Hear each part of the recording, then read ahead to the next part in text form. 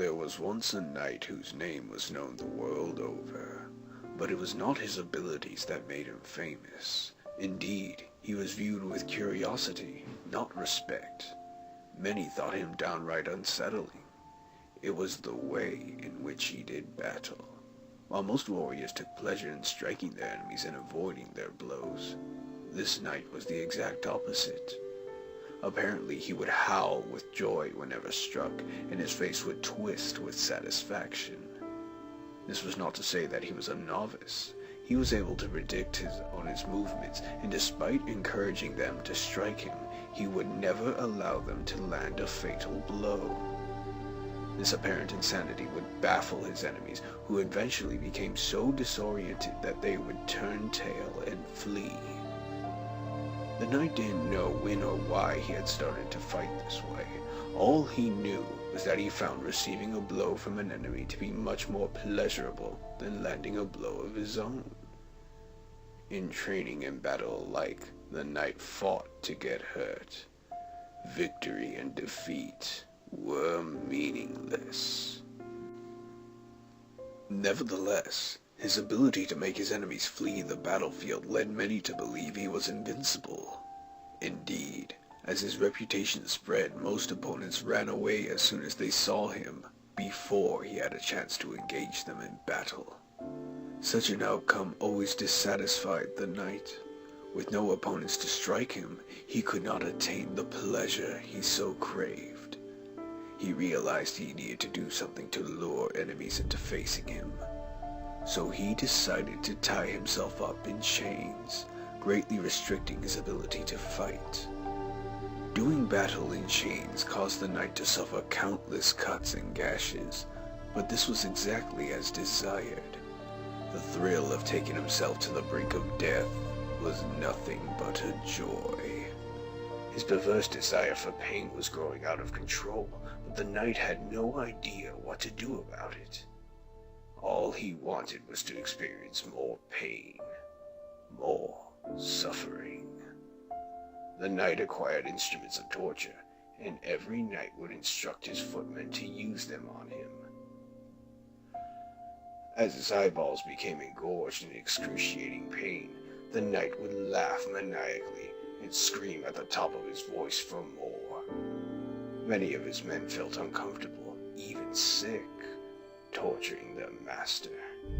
Some of them fled, unable to contemplate executing their orders.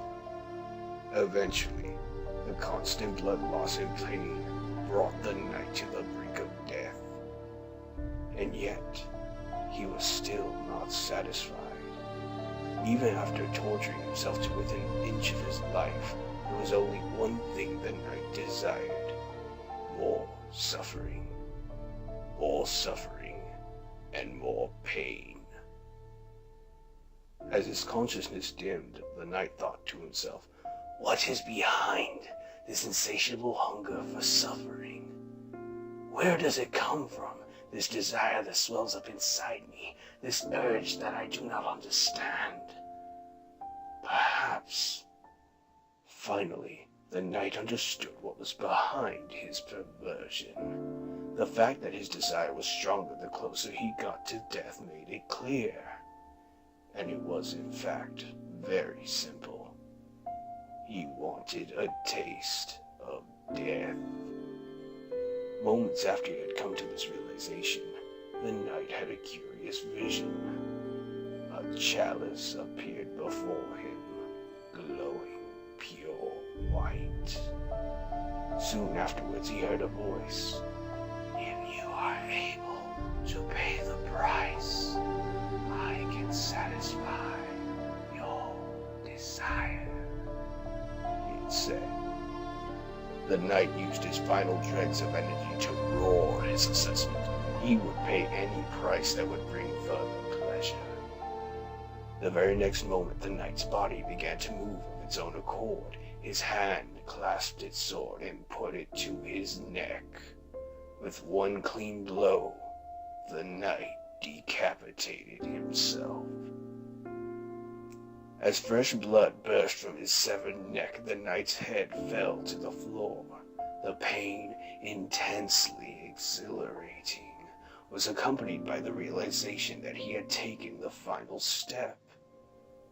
Death was his. The pleasure was simply indescribable. He had scarcely dared to imagine such joy even possible. Once the initial euphoria had worn off, the knight came to a realization. Though his head was no longer attached to his body, he was not dead. His decapitation had simply allowed him to experience the pleasure of death in perpetuity. In other words, he had joined the ranks of the living dead. Having transcended life itself, he could enjoy this pleasure for eternity. His face, though no longer attached to his body, broke out into a broad grin. However, his happiness was short-lived. There was an inherent problem with his desire. After all, his wish for a taste of death was nothing more than a form of intense curiosity, and curiosity can never be sated. Sure enough, the knight was soon consumed by an all-new desire. He wanted to know what was next, what awaits after death. Was death the end of all suffering, or was there more for him to enjoy? Alas, the answer to these questions remain a mystery, despite his intense focus on the matter. His headless form continues to roam the land, in search of someone who can make him suffer despite his own death. Someone who can satisfy his craving.